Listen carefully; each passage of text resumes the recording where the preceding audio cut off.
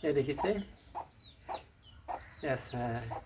ছাগলীজনী তাই সোমাইছে আৰু দুটি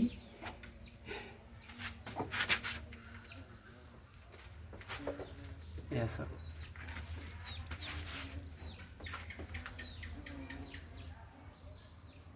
আৰু এজনী তাইও সোমাব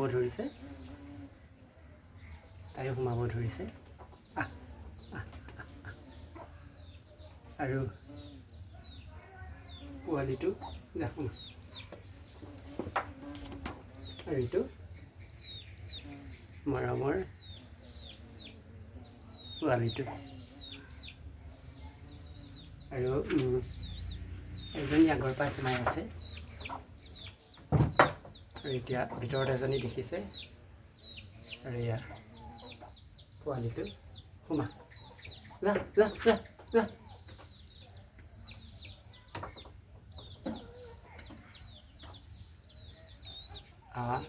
ইহঁতৰ লগত কিছু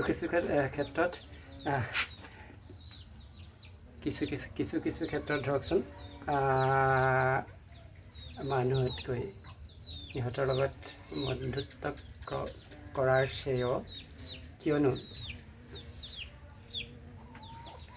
মানুহে আপোনাক ঠগ প্ৰবঞ্চনা কৰিব পাৰে কিন্তু এই নিৰ্জীৱ জীৱে আপোনাক কেতিয়াও ঠগ প্ৰবঞ্চনা নকৰে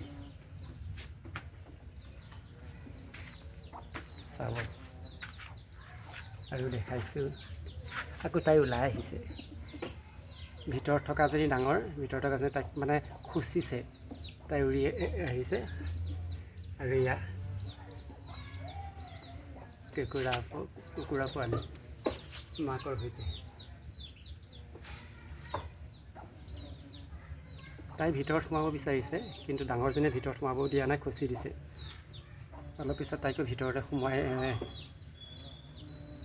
বন্ধ কৰি দিয়া হ'ব কুকুৰা মাকে পোৱালীয়ে সন্ধিয়াৰ পৰত গঁৰালত সোমাইছে সিহঁতেও জানে সন্ধিয়া ঘৰলৈ বা নিজৰ বাসলৈ বা নিজৰ থকা ঠাই জোগাইলৈ উলটি আহিব লাগে বুলি কিন্তু তেনে ক্ষেত্ৰত এটা মন কৰিবলগীয়া কথা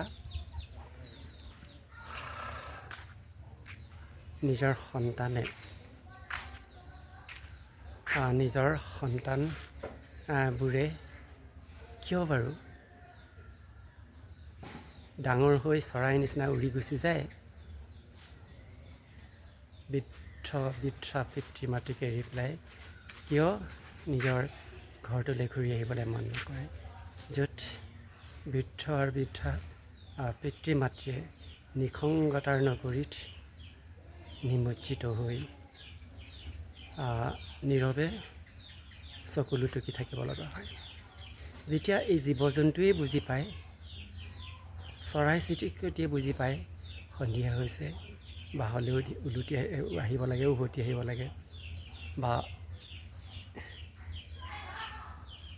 এই জীৱ জন্তুবিলাকেও বুজি পায় যে বাহলৈ উভতি আহিব লাগে বুলি তেনে ক্ষেত্ৰত মানুহে কিয় বুজি নাপায় কিয়নো মানুহকতো ধৰক জীৱশ্ৰেষ্ঠ বুলি কোৱা হয় এইখিনিতে এটা কথা ক'ব লাগিব জীৱশ্ৰেষ্ঠ বুলি মানুহক কোনে স্বীকৃতি দিলে বাৰু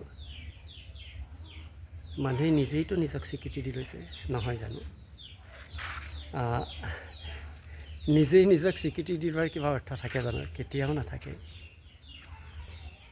মানুহ জীৱশ্ৰেষ্ঠ বুলি কয় কিন্তু নিজৰ সন্তান ডাঙৰ হৈ চৰাইৰ দৰে মানে উৰিবলৈ শিকি দূৰণিলৈ গুচি যায় তাৰপিছত আৰু পিতা মাতাৰ কাষলৈ উলটি অহাৰ মন নেমেলে সকলো নহ'লেও বহু সংখ্যক তেনেকুৱা হৈছে বা কিছু সংখ্যক হ'লেও তেনেকুৱা হৈছে য'ত জীৱ জন্তুৱে বুজি পায় তেনে ক্ষেত্ৰত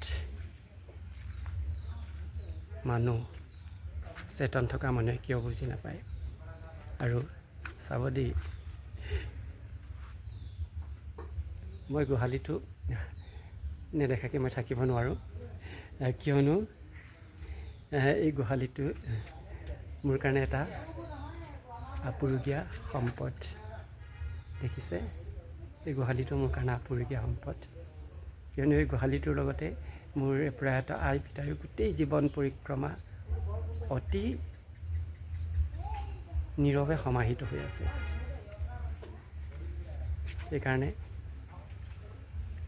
গোহালিটোক লৈও মই গৌৰৱবোধ কৰোঁ। তেতিয়াহ'লে আকৌ ভঁৰালটো এপাক দেখাই দিওঁ। ভঁৰালটো এপাক দেখাই দিয়াৰ আগতে মোৰ ঘৰৰ দীঘল পদূলিটো মই আকৌ দেখাই লওঁ। এইটো গোহালিটো ধৰিব পাৰিছে, গোহালিটো আৰু এয়া দীঘল মোৰ ঘৰৰ পদূলিটো, আৰু এয়া হৈছে মোৰ গাঁৱৰ বাসগৃহ, অৰ্থাৎ মোৰ জন্মগৃহ। আৰু এতিয়া ভঁৰালটো অকণমান দেখাই দিওঁ। আগতে বহুবাৰ মই দেখাইছোঁ, হ'লেও যিটোক মই মোৰ পৰিচয় বুলি মই ভাবোঁ, শিপা বুলি জ্ঞান কৰোঁ।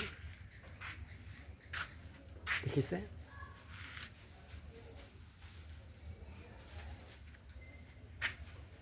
ভঁৰালটো।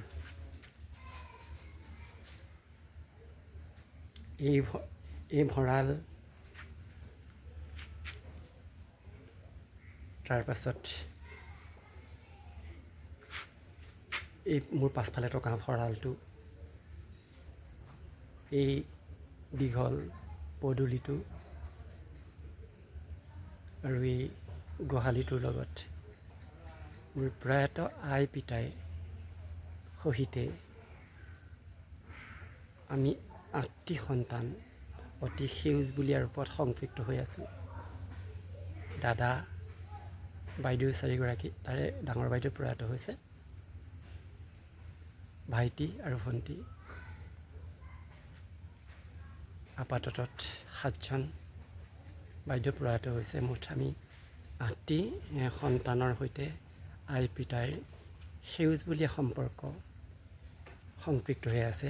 লগতে প্ৰয়াত আই পিতাইৰ সেউজীয়া সোঁৱৰণি সংপৃক্ত হৈ আছে। যি সেউজীয়া সোঁৱৰণিৰ পৰা মোক কেতিয়াও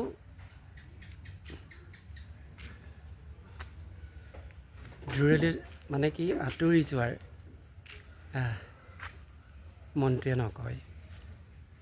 সেয়েহে গাঁৱৰ ঘৰলৈ আহিলেই অকণমান গোটেই পৰিৱেশটো ধৰি ৰখাৰ আয়াস কৰোঁ। ভাবকচোন, ছাগলীৰ গঁৰালটো হাঁহ কুকুৰাৰ গঁৰালটো, আচলতে হাঁহ কুকুৰা এই ভঁৰাল ঘৰৰ তলতে দিয়া হৈছে, আৰু কাষতে ছাগলীৰ গঁৰালটো। এই যে নিমাখিত প্ৰাণী ছাগলীকেইটা দেখাবলৈ যাওঁতে, কুকুৰাখিনি দেখাবলৈ যাওঁতে কেনেকৈনো মোৰ মনটোৱে হঠাৎ কৰে গাঁৱৰ দীঘল পদূলিটো, গাঁৱৰ ঘৰৰ গোহালিটো, গাঁৱৰ ঘৰৰ ভঁৰালটো আৰু মোৰ জন্মগৃহ দেখুৱাৰ লোভ সামৰিব নোৱাৰিলোঁ। কিয়নো এদিন জন্ম যেনেকৈ লৈছোঁ, এদিন মৃত্যুবৰণ কৰিবই লাগিব। আৰু মই সদায় ভাবোঁ, মোৰ যেন মৃত্যু মোৰ গাঁৱতে হয়। যি কথা মোৰ পিতাৰ লগত একে অনুভৱৰ হিচাপে অবিৰোধ হৈ আছে। পিতাই যেতিয়া সুস্থ হৈ আছিল, তিনিচুকীয়াত আছিল। এদিনাখন মোক কৈছিল, পিতাই কোঠালিটো দুৱাৰ মোক বন্ধ কৰিব গৈছিলে। যেতিয়া মই দুৱাৰ বন্ধ কৰিছিলোঁ, তেতিয়া পিতাই মোক কৈছিল, বোপাইও, মই যেতিয়া মৰিম, মোৰ যেতিয়া মৃত্যু হ'ব, তই মোৰ মৃতদেহটো সকলোৰে লগত মিলি গাঁৱৰ ঘৰলৈ লৈ যাবি। কিয়নো তেতিয়া পিতাইতো গোটেই জীৱনটো তিনিচুকীয়াতে চাকৰি কৰিছিল। অৱসৰ লোৱাৰ পিছত ঘৰলৈ আহিছিল, গাঁৱৰ ঘৰত আছিল। পিতায়ে খুব সুখেৰে দিন কটাইছিল। যেতিয়া অলপ গা বেয়া হ'ল, তেতিয়া তিনিচুকীয়ালৈ লৈ যোৱা হৈছিল আচলতে। তেতিয়াই তাৰ আগতেই প্ৰয়াত হৈছিল। যেতিয়া পিতাইক চোৱা চিতা কৰিবৰ কাৰণে তিনিচুকীয়ালৈ লৈ গৈছিলোঁ, তেতিয়া এদিনাখন সেই দুৱাৰ বন্ধ কৰিব কৈছিলে পিতাৰ কোঠালিটো। তেতিয়া পিতাই কৈছিল, বোপাইও, যেতিয়া মই মৰিম, তেতিয়া মোৰ মৃতদেহ তই সকলোৰে লগত মিলি গাঁৱলৈ লৈ যাবি। গাঁৱত য'ত তোৰ মাৰ শুই আছে, য'ত তোৰ আইতাৰ শুই আছে, তাৰ কাষতে মোক চিতা দিবি। আৰু তাৰ পাছত তই ভালদৰে গাঁৱৰ মানুহখিনিক লৈ, গাঁৱৰ সেই সমাজখনক লৈ মোৰ তিলনী দহা কৰ্ম শ্ৰাদ্ধ কৰিবি। আৰু সেই পিতাইৰ কথামতেই গোটেই কামখিনি কৰি গৈছিলোঁ, সকলোৰে সহযোগত।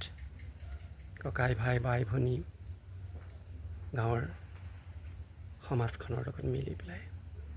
মই এইকাৰণেই কৈছোঁ, মোৰো অনুভৱ সেইটোৱেই। ময়ো মোৰ গাঁৱতেই মই মৃত্যু হ'ব বিচাৰোঁ। আৰু মোৰ মৃতদেহো মই গাঁৱতেই জ্বলোৱা বিচাৰিম, য'ত মোৰ আই আৰু পিতাই নীৰৱে শুই আছে। তাতে মই জীৱনৰ শেষবাৰৰ সিতিলি হিচাপে গঢ়ি তুলিব বিচাৰিম। কিয়নো মৃত্যুটো জন্ম হ'লে মৃত্যু আছেই। আৰু সকলোৱে আমি এক আশাৰে জীয়াই থাকোঁ। সকলোৰে এক হেঁপাহ আছে, আশা আছে। মোৰো শেষ হেঁপাহ আৰু শেষ আশা সেইটোৱেই যে মোৰ মৃত্যু গাঁৱত হ'ব আৰু মোৰ মৃতদেহ পিতাই আৰু আইতাৰ কাষতে সৎকাৰ কৰিব লাগিব। মোৰ গাঁৱৰ ঘৰৰ জন্মগৃহৰ বাৰীৰ এচুকত যেনেকৈ নিজা ঠাইত পিতাই আৰু আইতা শুই আছে, ময়ো তাত শেষবাৰৰ বাবে শোৱাৰ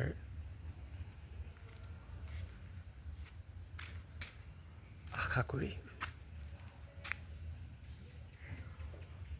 পুনৰবাৰ এই দীঘল পদূলিটি দেখুৱাই আৰু এই দীঘল কথন বথনৰ ইয়াতে অৱসান ঘটাইছোঁ।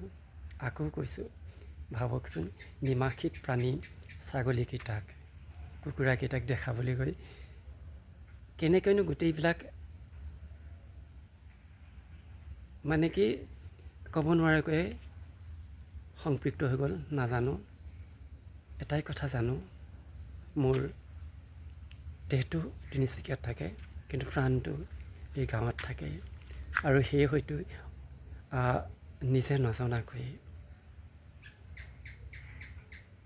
সেই ছাগলীকেইটাৰ লগত, সেই কুকুৰাকেইটাৰ লগত, সেই গোহালিৰ গৰুকেইটাৰ লগত দীঘল পদূলিটো, ভঁৰালটো আৰু মোৰ বাসগৃহটো, জন্মগৃহটো এনেদৰে সংপৃক্ত হৈ গ'ল। পুনৰবাৰ এই দীঘল পদূলিটোৰ আলেখ্য এনেদৰে ধৰি ৰাখি